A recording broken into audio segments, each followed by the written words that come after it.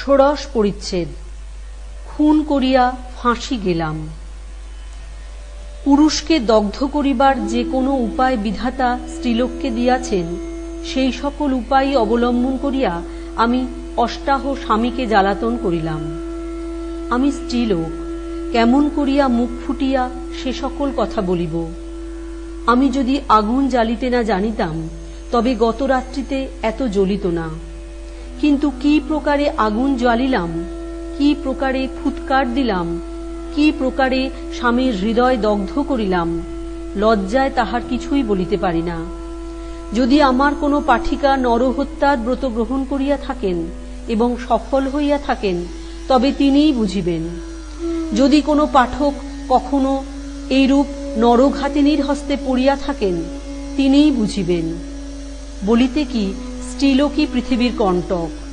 আমাদের জাতি হইতে পৃথিবীর যত অনিষ্ট ঘটে, পুরুষ হইতে তত ঘটে না। সৌভাগ্য এই যে এই নরঘাতিনী বিদ্যা সকল স্ত্রীলোকে জানে না, তাহা হইলে এতদিনে পৃথিবী নির্মনুষ্য হইত।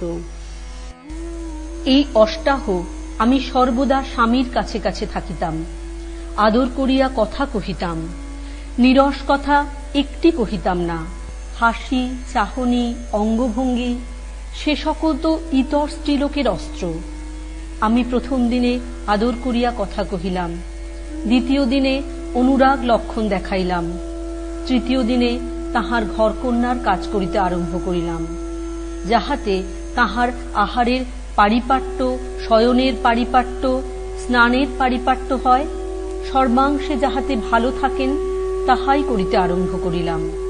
স্বহস্তে পাক করিতাম, খড়িকাঠি পর্যন্ত স্বয়ং প্রস্তুত করিয়া রাখিতাম। তাঁর এতটুকু অসুখ দেখিলে সমস্ত রাত্রি জাগিয়া সেবা করিতাম। এখন যুক্ত করে আপনাদের নিকট নিবেদন যে আপনারা না মনে করেন যে এ সকলই কৃত্রিম। ইন্দিরার মনে এতটুকু গর্ব আছে যে কেবল ভরণ পোষণের লোভে অথবা স্বামীর ধনে ধনেশ্বরী হইব, এই লোভে সে এই সকল করিতে পারে না। স্বামী পাইব এই লোভে কৃত্রিম প্রণয় প্রকাশ করিতে পারিতাম না। ইন্দ্রিয়ের ইন্দ্রাণী হইব, এমন লোভেও পারিতাম না। স্বামীকে মোহিত করিব বলিয়া হাসি চাহনির ঘটা ঘটাইতে পারি, কিন্তু স্বামীকে মোহিত করিব বলিয়া কৃত্রিম ভালোবাসা ছড়াইতে পারি না। ভগবান সে মাটিতে ইন্দিরাকে গড়েন নাই। যে অভাগিনী এই কথাটা বুঝিতে না পারিবে, যে নারুকিনী আমায় বলিবে, হাসি চাহনির হাত পাতিতে পারো, কথার ছলে সুগন্ধি কুঞ্চিত আলোকগুলি হতভাগ্য মানুষটির গায়ে ঠেকাইয়া তাকে রোমাঞ্চিত করিতে পারো, আর পারো না তার পাখানি তুলিয়া লইয়া টিপিয়া দিতে কিংবা হুঁকোর ছিলিমটায় ফুঁ দিতে, যে হতভাগী আমাকে এমন কথা বলিবে, সে পোড়ার মুখে আমার এই জীবন বৃত্তান্ত যেন পড়ে না।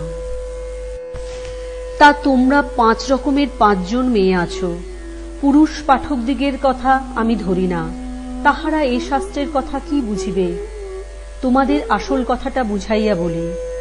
ইনি আমার স্বামী, পতি সেবাতেই আমার আনন্দ। তাই কৃত্রিম নহে, সমস্ত অন্তঃকরণের সহিত আমি তাহা করিতেছিলাম।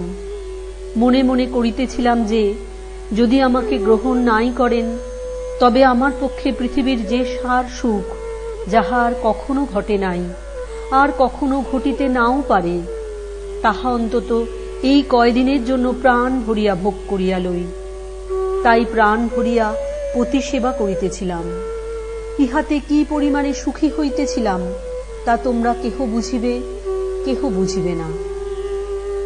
পুরুষ পাঠককে দয়া করিয়া কেবল হাসি চাহনির তত্ত্বটা বুঝাইব।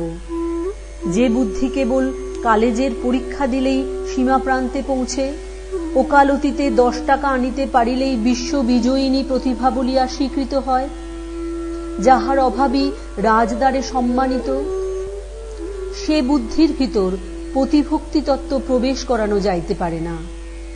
যাহারা বলে বিধবার বিবাহ দাও, ধেড়ে মেয়ে নহিলে বিবাহ দিও না, মেয়েকে পুরুষ মানুষের মতো নানা শাস্ত্রে পণ্ডিত করো, তাহারা প্রতিভক্তি তত্ত্ব বুঝিবে কি? তবে হাসি চাহনির তত্ত্বটা যে দয়া করিয়া বুঝাইব বলিয়াছিলাম, তার কারণ সেটা বড় মোটা কথা। যেমন মাহুত অঙ্কুশের দ্বারা হাতিকে বশ করে, কোচমান ঘোড়াকে চাবুকের দ্বারা বশ করে, রাখাল গরুকে পাঁচন বাড়ির দ্বারা বশ করে, ইংরেজ যেমন চোখ রাঙাইয়া বাবুর দল বশ করে, আমরা তেমনি হাসি চাহনিতে তোমাদের বশ করি। আমাদিগের প্রতিভক্তি আমাদের গুণ। আমাদিগকে যে হাসি চাহনির কদর্য কলঙ্কে কলঙ্কিত হইতে হয়, সে তোমাদের দোষ। তোমরা বলিবে, এ অত্যন্ত অহংকারের কথা। তা বটে, আমরাও মাটির কলসি, ফুলের ঘায়ে ফাটিয়া যাই। আমারে অহংকারের ফল হাতে হাতে পাইতেছিলাম।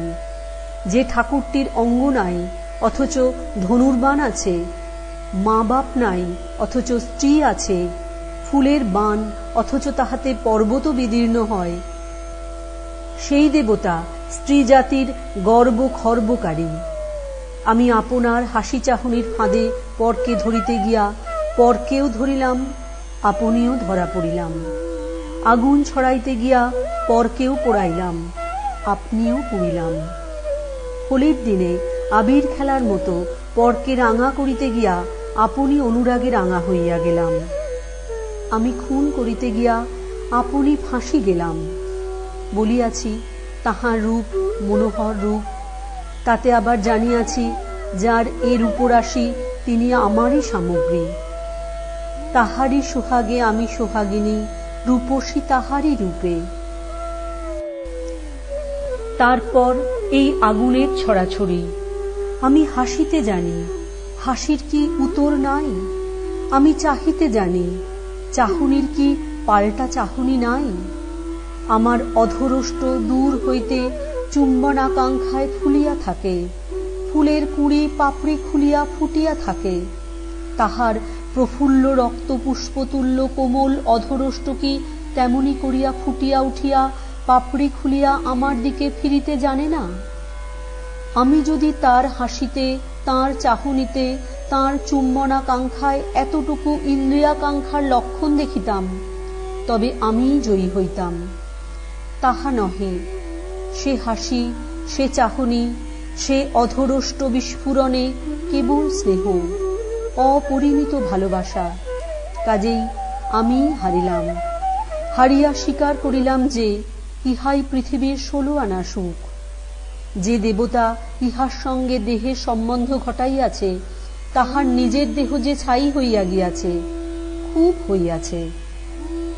পরীক্ষার কাল পূর্ণ হইয়া আসিল, কিন্তু আমি তাহার ভালোবাসার এমনই অধীন হইয়া পড়িয়াছিলাম যে মনে মনে স্থির করিলাম যে পরীক্ষার কাল অতীত হইলে তিনি আমাকে মারিয়া তাড়াইয়া দিলেও যাইব না। পরিণামে যদি তিনি আমার পরিচয়